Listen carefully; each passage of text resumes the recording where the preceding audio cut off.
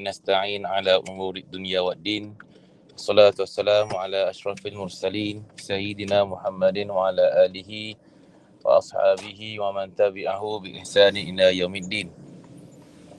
Subhanaka la ilma lana illa ma 'allamtana innaka antal alimul hakim. Wa la hawla wa la quwwata illa billahil aliyyil azim. Rabbi shrah lana sudurana wa yassir lana umurana wahlul 'uqdatam min alsinatina yafqahu aqwalana. Allahumma nawwir qulubana bi nuri hidayatika kama nawwartal arda bi nuri syamsika abadan abada bi rahmatika ya arhamar rahimin. Thumma amma ba'd.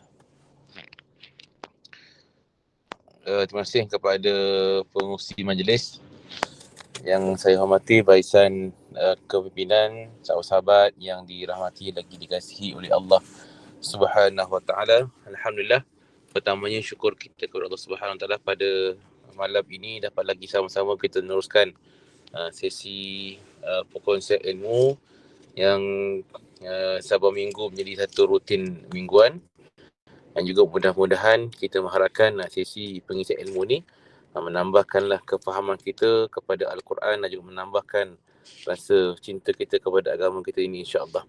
Jadi sahabat yang dikasihi oleh Allah, mohon maaf saya tengah baru parking kereta ni dalam kereta lagi, dan insya-Allah kita akan sambung kepada perbincangan kita yang lepas, iaitu berkaitan dengan tafsiran dan juga tadabbur surah Yasin. Kalau yang lepas telah pun kita selesai membincangkan berkaitan dengan perkenalan surah Yasin, dan juga kita pun telah melihat ayat pertama sehingga ayat yang ke-12 daripada surah Yasin, yang mana Allah Subhanahu Wa Taala menceritakan ataupun menerangkan kepada kita dalam mukadimah ataupun dalam permulaan ayat yang pertama sehingga ayat yang ke-12 ini, iaitu yang pertama, kepentingan Al-Quran kepada dasar dan juga risalah dakwah baginda Nabi SAW. Sahabat-sahabat yang dikasihi oleh Allah, yang pertamanya kita memahami Allah Ta'ala menyatakan bahawa wal Quranil Hakim itu satu kitab, yakni Al-Quran. Allah bersumpah dengan kitab yang penuh dengan hikmah dan juga hukum hakam dan juga penuh dengan penegasan, menunjukkan bahawa Islam dan juga risalah yang dibawa oleh Nabi ni satu perkara yang kukuh akan dasarnya. Maka sebab itu kita dalam rukun iman ada perkara yang kita fahami bahawa beriman dengan Alkitab, iaitu beriman dengan Al-Quran. Maka di sini membawa erti bahawa tidak boleh tidak, mestilah kita meletakkan yakin kita, iman kita kepada Quran ini secara total tanpa ada satu pun yang kita ragui. Dan dalam surah yang lain Allah pun menyatakan bahawa dzalikal kitabul la raiba fihi hudan lil muttaqin, bahawa Al-Quran itu menjadi satu kitab yang tidak ada keraguan padanya dan juga menjadi petunjuk hidayah kepada orang-orang yang bertakwa. Maka kat sini kita nak faham, kita nak memahami bahawa berkonsep beriman dan juga meyakini Quran itu secara total tanpa ada perkara-perkara yang kita ambil sebahagian dan kita ketepikan sebahagian. Itu namanya, kalau sekiranya berlaku sedemikian, bermakna telah pun wujud dalam diri kita ni sifat sekularisme yang mungkin telah mulakan bibit-bibit itu bercambah dalam diri kita. Sebab apa? Sebabkan wahyu tu turun kepada Nabi untuk baginda Nabi sampaikan, untuk Nabi juga laksanakan. Maka secara praktikalnya, untuk memahami dasar Quran itu melalui apa yang telah ditunjukkan oleh Nabi, melalui akhlak Nabi, melalui kehidupan, melalui kepimpinan, melalui pekerjaan, melalui keterampilan, melalui perkahwinan, keluarga, kemasyarakatan, yang segala-galanya itu telah pun ditunjukkan bukti-buktinya, contoh-contohnya, praktikalnya, amalinya oleh baginda Nabi SAW. Maka dengan memahami wal Quranil Hakim, inilah satu dasar, satu sumber Quran yang tidak akan ada padanya sebarang bentuk penyelewengan. Bahkan juga datanglah apa saja usaha-usaha manusia yang cuba untuk memperlekehkan, yang cuba untuk mengubah suai ataupun cuba usaha untuk mengubah isi kandung Quran itu, pasti tidak akan berjaya. Sebab apa? Sebab jaminannya itu datang daripada Allah Subhanahu wa taala. Inna nahnu nazzalna dzikra wa inna lahu lahafizun. Kamilah yang menurunkan Al-Quran dan juga kamilah juga yang telah yang menjaganya.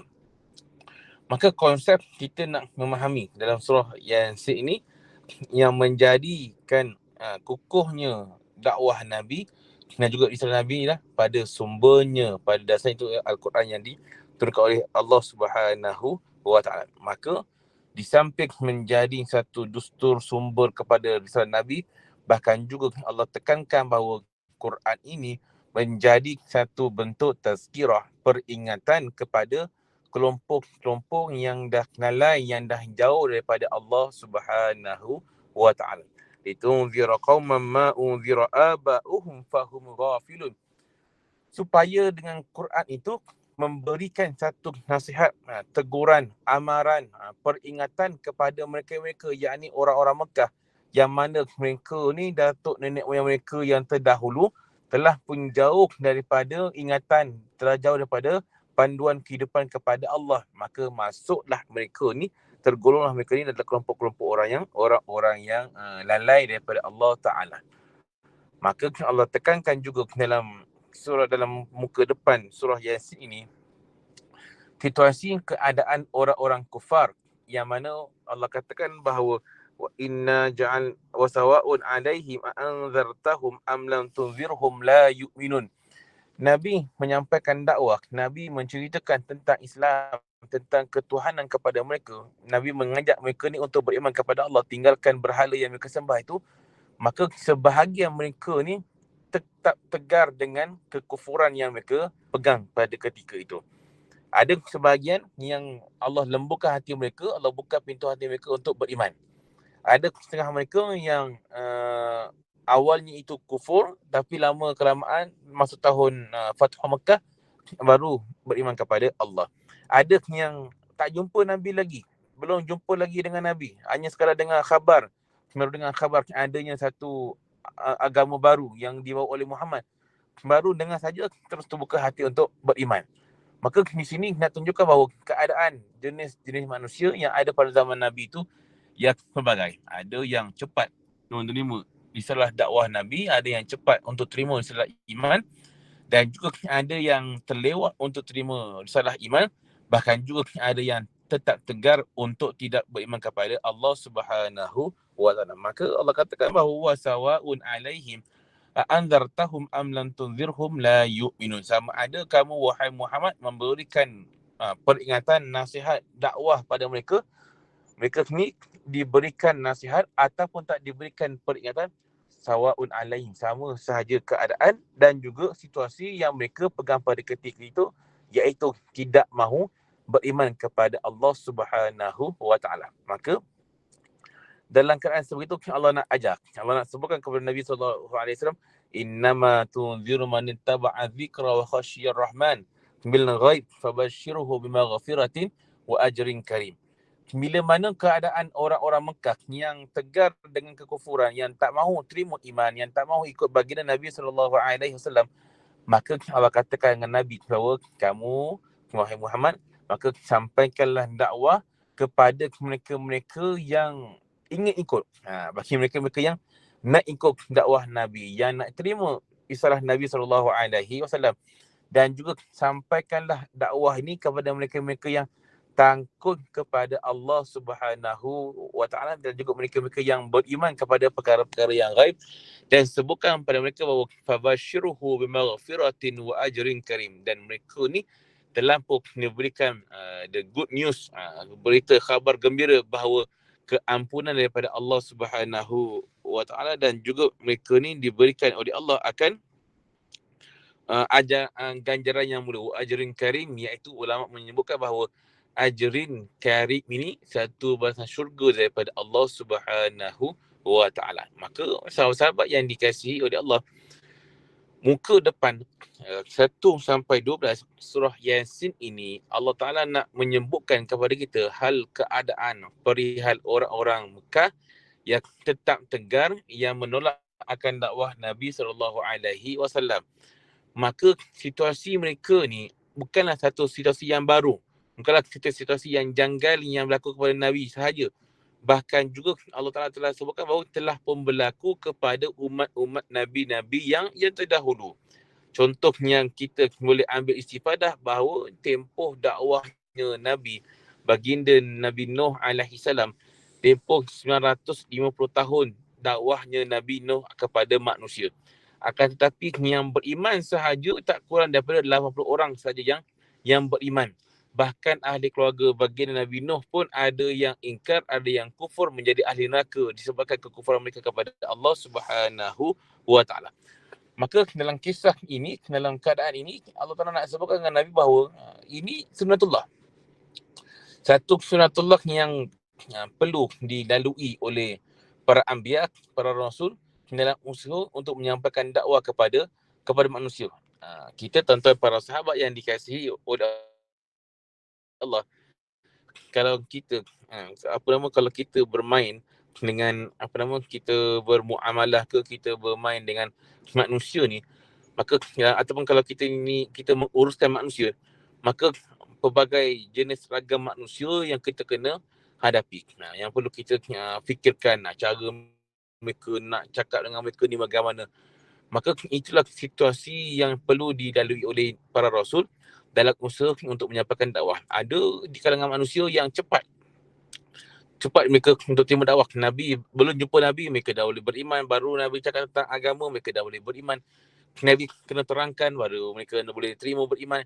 Nabi kena anjak dah, Nabi dah tunjukkan dah mukjizat, Nabi dah tunjukkan dah segala bentuk bukti-bukti yang kukuh sebagainya, baru ada yang beriman.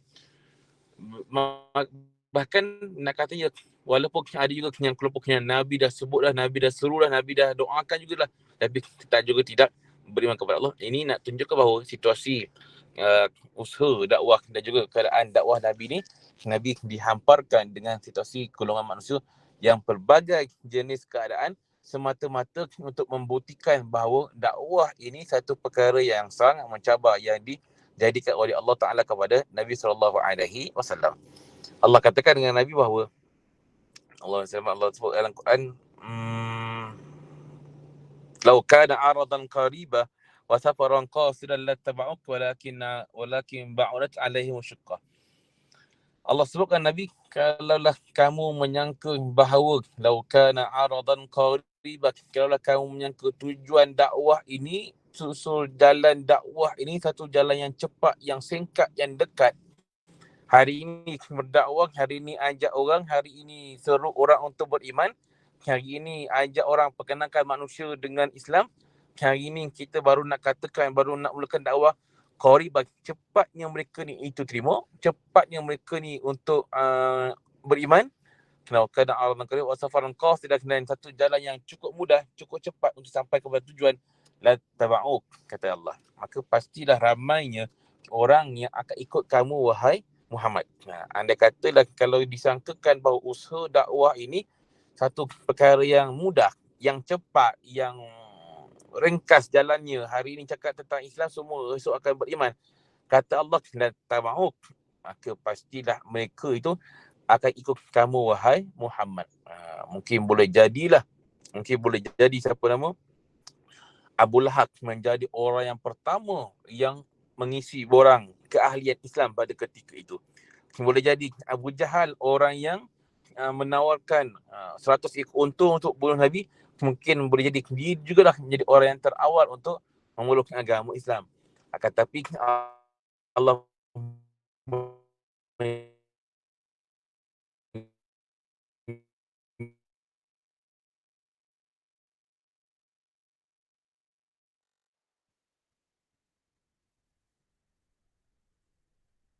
jadikan jalan dakwah untuk mengajak manusia untuk beriman kepada Allah ini satu jalan yang sangat mencabar, kata Allah. Safaran qatil alaihi musyaqqah, ditambah pula pada setiap usaha dakwah yang digerakkan itu ada saja cabaran-cabaran yang telah dijanjikan oleh Allah. Maka sahabat-sahabat yang dikasihi oleh Allah, Nabi tergolong dalam kelompok lima orang Nabi yang dikategorikan sebagai ulul azmi, iaitu Nabi-Nabi yang paling dahsyat paling dahsyat ujian yang dihadapi. Maka yang paling hebat itu Nabi SAW.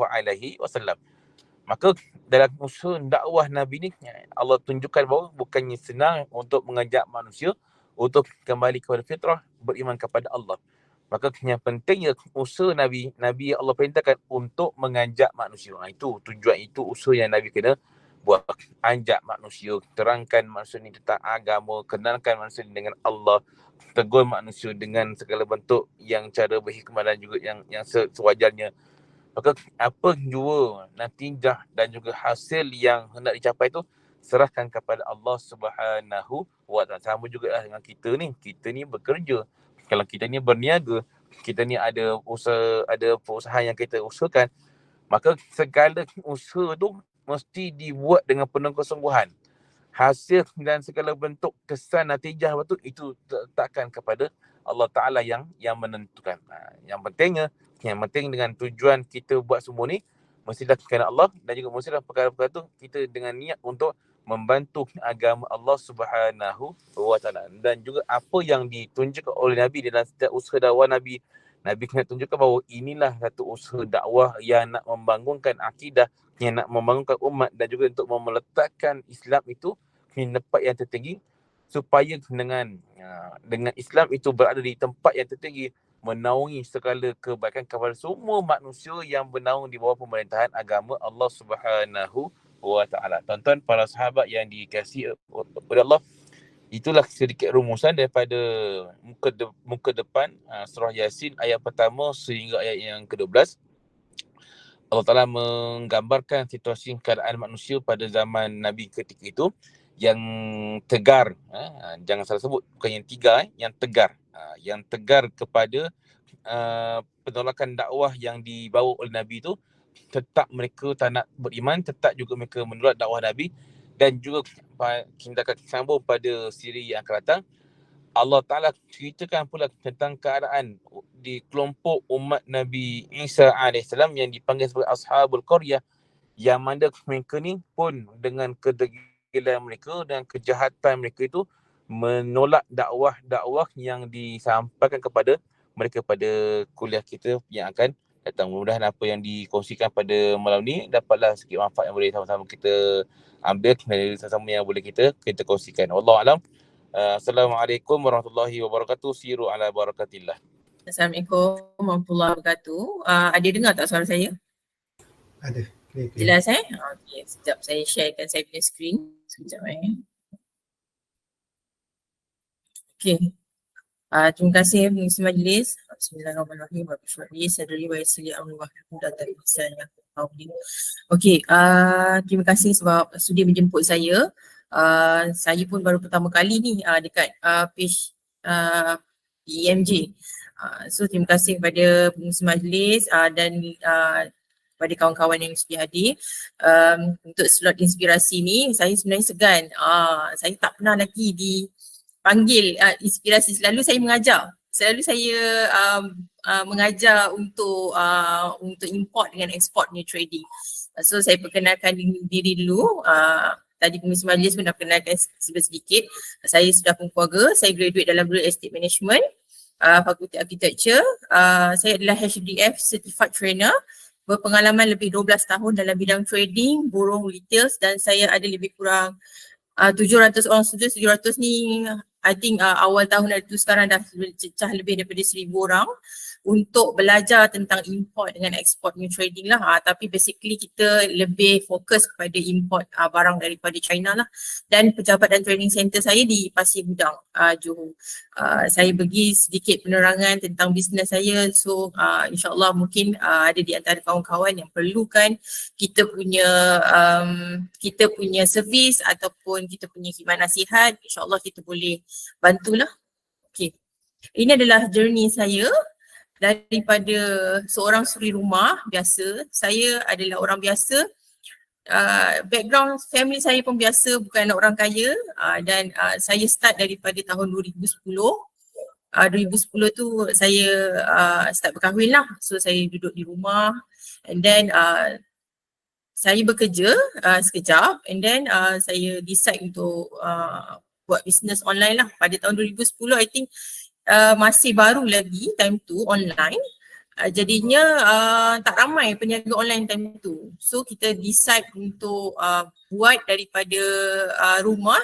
Saya jual barang-barang basically packaging lah untuk wedding, untuk upacara perkahwinan, akikah ataupun untuk usahawan yang perlukan packaging botol.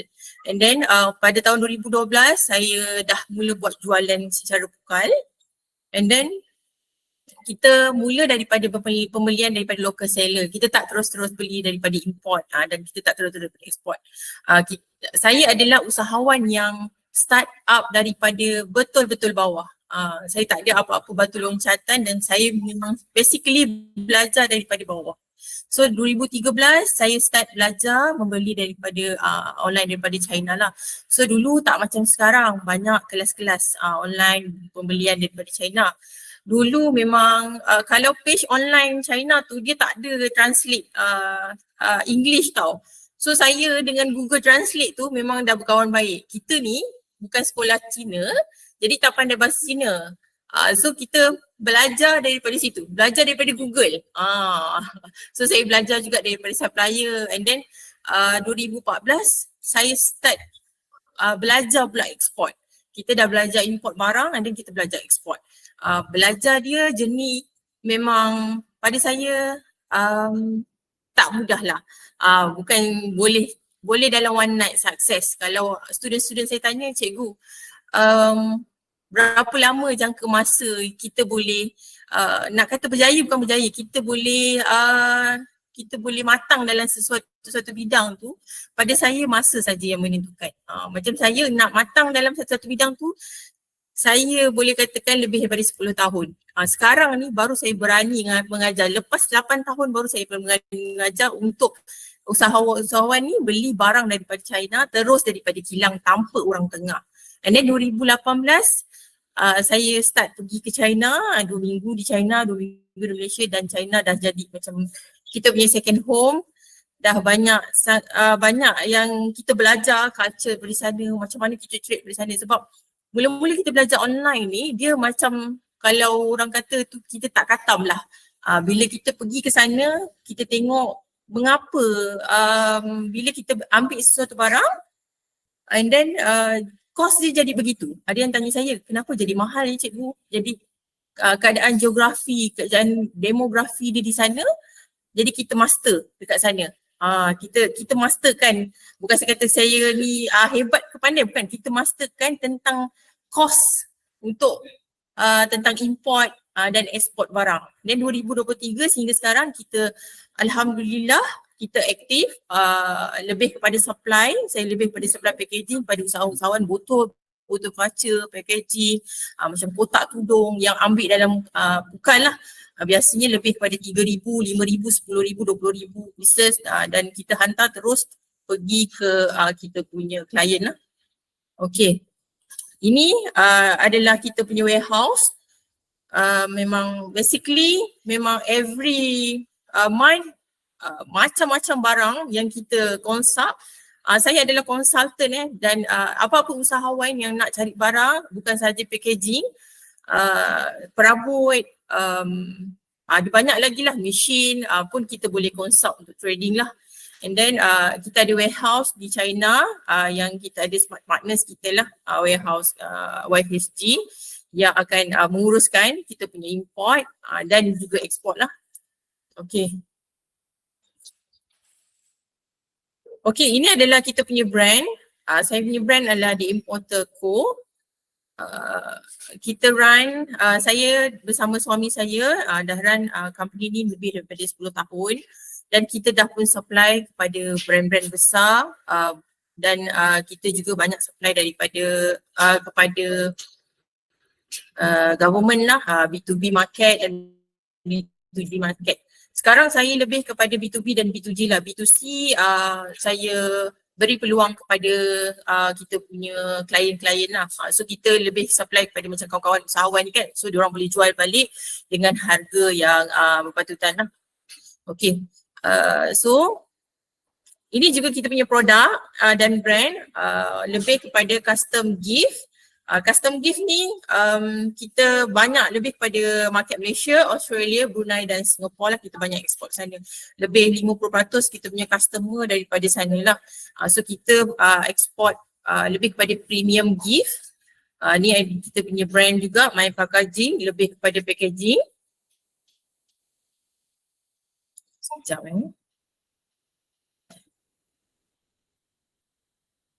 Okay, ini adalah saya ketika PKP.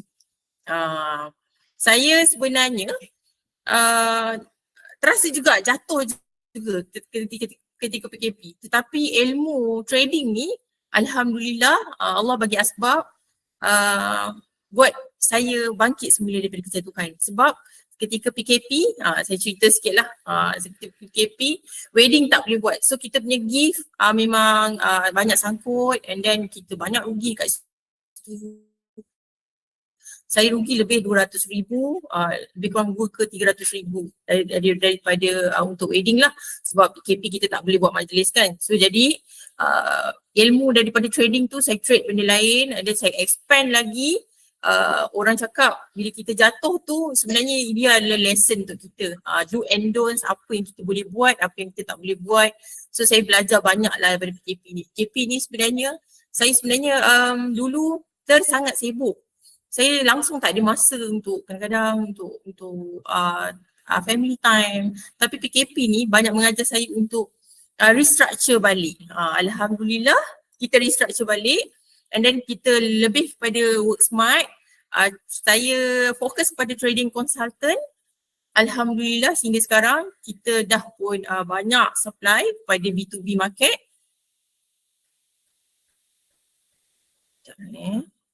Okay, ini adalah kita punya warehouse kat sana lah.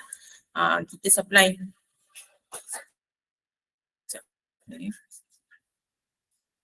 Ini adalah kita punya barang-barang yang queue untuk masuk lah ke Malaysia. So ni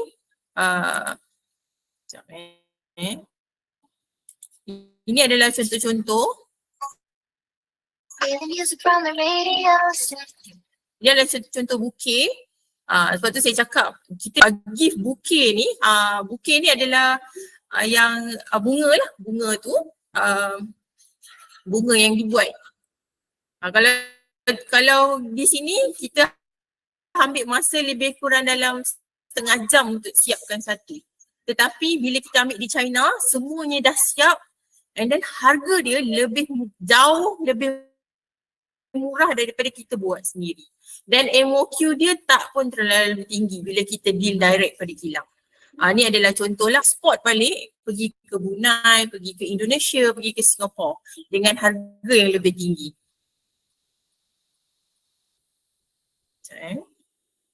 Okay, ini adalah journey saya. Saya dulu peniaga roti john dengan suami saya. Suami saya ni dulu dia offshore line, tapi bila dia back to berbalik kepada kedaratan and then agak struggle kita nak cari kerja balik. So kita bisnes roti john, saya bantu dia, saya pun sendiri rumah, ada anak 2 orang. And then sebenarnya apa yang kita boleh cakap nak bangkit semula daripada kegagalan ni adalah kerja keras lah. Tak ada apa yang kompromi selain daripada kerja keras. Ada yang tanya saya, cikgu ada tak shortcut pada jalan-jalan ni? Pada saya tak ada. Saya sendiri pun melalui kerja keras. Dan tengok kita punya alhamdulillah kita punya gifting line kita dapat bantu. Boleh tengok dekat sini, kita dapat bantu ramai suri rumah juga yang untuk providekan lah untuk buat gift-gift ni daripada China, dan just datang tinggal ikat ribbon saja. So selalunya yang bekerja dengan kita ni adalah ibu-ibu tunggal, golongan-golongan rentan yang memang tak ada sertifikat. Sebab buat gift ni, buat dog gift ni dia tak perlukan apa-apa sertifikat ataupun profesional lah. So kita dapat bantu banyak dia orang punya income. Contoh saya bagi simple calculation. Satu gift kita jual balik lebih kurang dalam RM5. Dog gift ni orang tak order sikit tau. Orang biasanya order 500, 1,000. So suri rumah ni dia bekerja dengan kita satu hari seorang boleh buat mungkin 500 ke 1,000 pieces. So selalunya kita boleh bagi dekat situ income lebih kurang 20 sen ke 30 sen. Buat dia tak susah. Biasanya ikat ribbon ataupun packing kotak. So kalau 30 sen, darabkan dengan 1,000, satu hari income dia boleh dapat RM300. Dan kat sinilah kita back to community balik. Banyak yang saya boleh, alhamdulillah saya boleh bagi balik ke community. Sebab kalau nak ikutkan, saya tak perlu teruskan pun business gift ni. Tapi husband saya pun nasihat, kita cakap kita teruskanlah business gift ni. Walaupun saya pernah jatuh dulu, PKP kita tutup sekejap and then kita buka balik. Presence ni kita buka balik, ni adalah gambar yang sekarang ni. Ni kita punya warehouse dan kita punya office kat atas ni. Ni saya bersama dengan supplier-supplier China. Saya jumpa balik diorang, PKP semua. Kita pergi balik fair, kita jumpa balik supplier-supplier kita after 4 years and then kita bawa masuk semula barang. Saya punya target future ialah sekarang ni kita nak bantu golongan-golongan rentan macam ni lah. Sebab kita ada beberapa orang staff dan pekerja yang betul-betul memang dia tak boleh keluar rumah dan dia memang mengharapkan kerja-kerja yang tak profesional lah macam ni lah. So kita kat sini kita dapat tahu berapa banyak yang kita boleh bagi semula pada komuniti kita. Ini adalah alhamdulillah last week saya dapat penghargaan dan daripada Datuk Bandar Pasir Gudang. Sebab saya berada di bawah komuniti Pasir Gudang.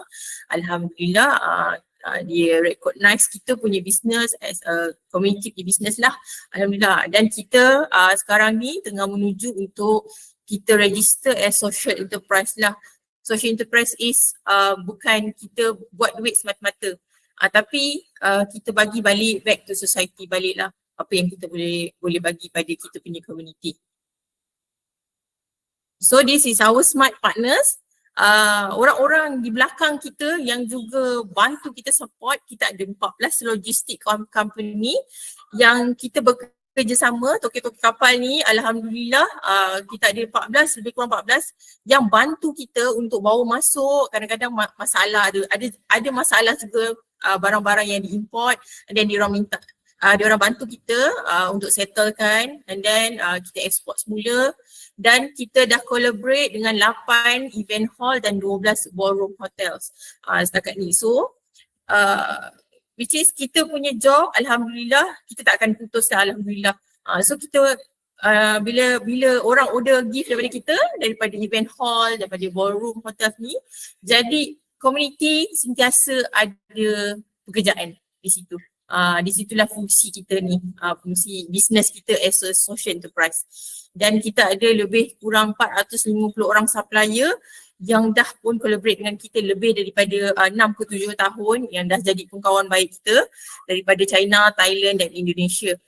Saya bagi penghargaan juga kepada MARA, APBNBG dan Telekom Brunei dan Persatuan Pembajikan Ibu Tunggal, Dewan Perniagaan Melayu dan juga PBNJ yang sudi support kita, sudi bagi bagi lancarkan kita punya perjalanan bisnes kita lah. Okey. Kenapa kita berbeza? Sebab kita punya journey dan mission kita berlainan. Dengan experience lebih daripada 12 tahun dalam bidang trading, kita dapat consult lebih daripada 400 orang, 400 brand syarikat, lebih daripada 1,000 business owner yang nak bantu diorang cut cost diorang punya packaging. Saya bukan sahaja buat trading, consultant, saya juga mengajar. Kita ada masterclass borong China yang which is saya buat lebih kurang 2 bulan sekali lah. Dan student saya tak ramai, satu kelas lebih kurang dalam 10 ke 12 orang saja sebab kita nak betul-betul quality.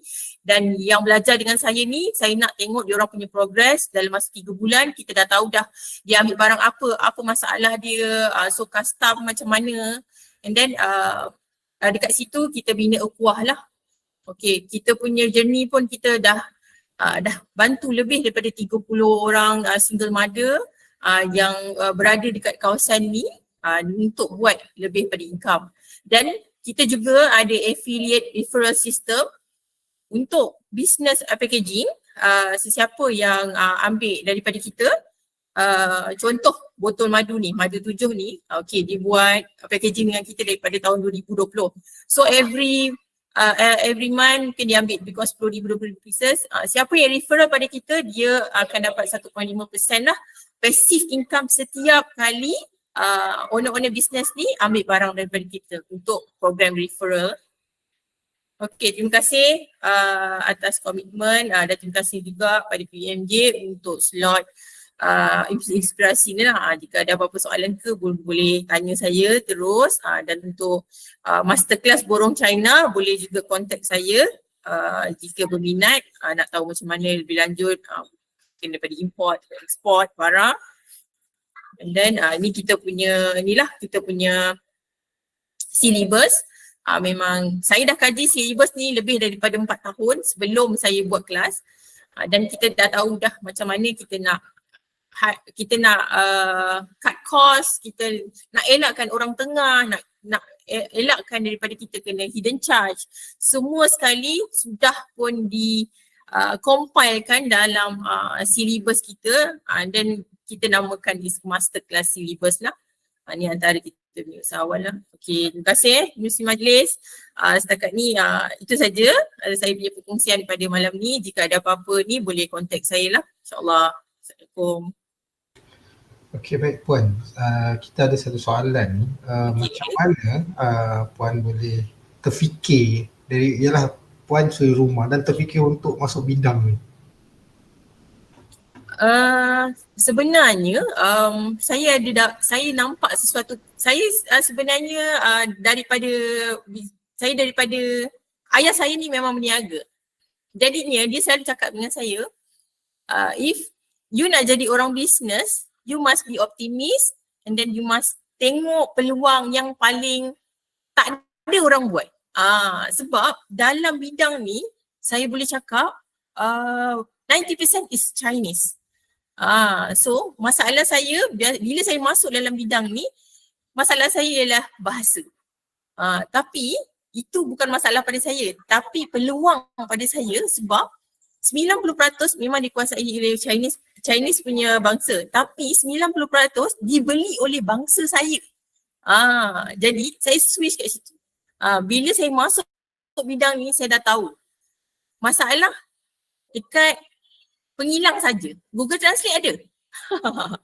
So, yang the king is orang yang membeli. Bangsa kita ni, the king dia. So, bila saya masuk bidang ni, saya belajar bukan senang Sebenarnya journey tu bertahun-tahun. Saya cakap, saya nak berdiri di sekarang ni, di depan skrin ni pun saya berani selepas 10 tahun. Sebelum 10 tahun tu banyak orang invite saya, and then saya cakap dengan dia, saya masih lagi belum pandai lagi. Sampai ada satu hamba Allah ni, dia cakap dengan saya, dia kata, Nadia, you tahu tak, this is a fardu kifayah, dia kata.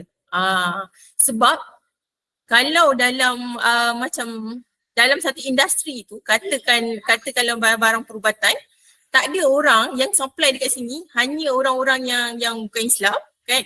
So you tak ajar orang yang sepatutnya supply ni, orang-orang kita, orang-orang yang beragama Islam, bahasa Melayu, you jadi hutang satu. Jadinya saya dah tekad dari situ.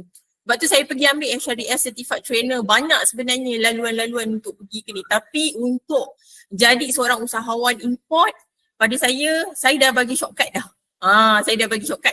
So kita dah compile kan. Sebenarnya nak kalau nak cerita tu daripada awal tu panjang ni, 2 jam tak habis. Tapi apa yang saya boleh cakap, sesiapa saja yang nak masuk dalam bidang ni is welcome. It's very green area. Tak ramai pun. Saya dengan kawan-kawan saya bila pusing-pusing balik pun, muka awak pula, muka awak pun ke. Sebab apa? Sebab tak ramai pun dalam import dan consultant. Dan pada saya, masalah bahasa bukan masalah lagi sebab the second generation, third generation kilang-kilang di China, kilang-kilang besar di China, mereka dah utamakan bahasa Inggeris. So anak-anak dia sekarang ni dah consult lah, dah manage dia punya kilang. So anak-anak dia orang pun belajar dah pandai-pandai dah. Dah belajar sampai ke Oxford kan. So English is the main language lah, insyaAllah.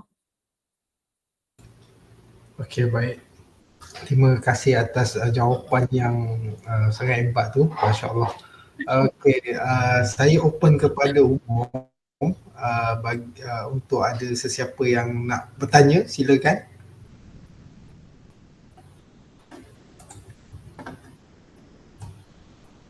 Faham soalan tu. Okey, faham okey, baik. Terima kasih Puan Nadia atas perkongsian. Sama-sama. Bila next masterclass burung Cina tu? Tuan Okey, Kamarul. kita dah pun selesai baru saja. Sebenarnya macam ni Cik Kamarul, saya sebenarnya sekarang ni sangat sibuk dengan shipment hujung tahun. Sebab kita dah belajar daripada lesson-lesson sebelum ni.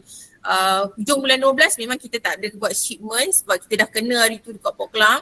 Barang sangkut masa tahun 2022. So saya tengah fokus on shipment semua. So insyaAllah kita akan buat bulan 1. InsyaAllah bulan 1. So bulan 12 ni saya tengah fokus on shipment. Shipment terlalu banyak kontena masuk.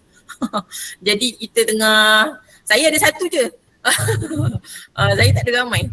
Jadi saya kena fokus apa yang penting dulu. InsyaAllah nanti kalau ada saya war-warkan lah. Saya punya contact number boleh ambil pada admin. InsyaAllah. Baik.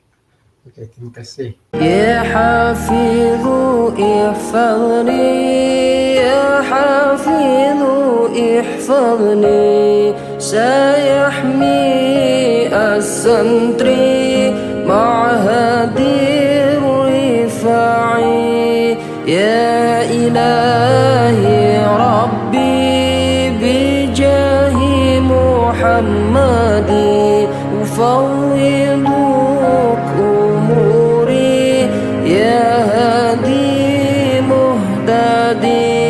طالبا الرفاع اسمع هذا المقال من اجتهد في الحال فاز في المآل يا طالبا الرفاع كن من الفلاح مجتهدا طلب العلم من الكياء يا نور النور نور قلبي بالعلم وصلى همتي أكرمي بالفهم يا الله بالسني والجمع